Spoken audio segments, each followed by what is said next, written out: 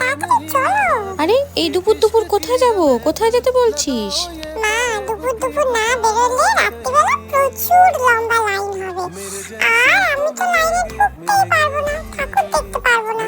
এখনই চলো মা, ঠাকুরগুলো একটু দেখে নিয়ে আসবে। আচ্ছা ঠিক আছে, চল তাই হবে। দেখেছো মা, সব প্যান্ডেলের সামনে আমরা যেতে পাচ্ছি। কার্তিকের সাথে সাথে কি সুন্দর গণেশ ঠাকুরও করেছে। এই প্যান্ডেলটা দেখো, ইউনিকের প্যান্ডেল।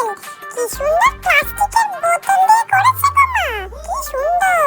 হ্যাঁ রে, তাই তো, তুই বুঝতে পেরে গেছিস এগুলো বোতল দিয়ে বানানো। কোথায় উঠছিস রে? মা, আগের বছর আমি এই সিঁড়িটার উপর উঠে ছবি তুলেছিলাম, মাঝে মাঝে ভিডিও দেখি, তাই এই বছর সিঁড়িটার উপর উঠলাম যাতে তুমি ভালো করে ছবি তুলে দিতে পারো। চলো মা, এই প্যান্ডেল থেকে বেরোই। আচ্ছা চল, এবার কোথায় যাবি? আগে গাড়িতে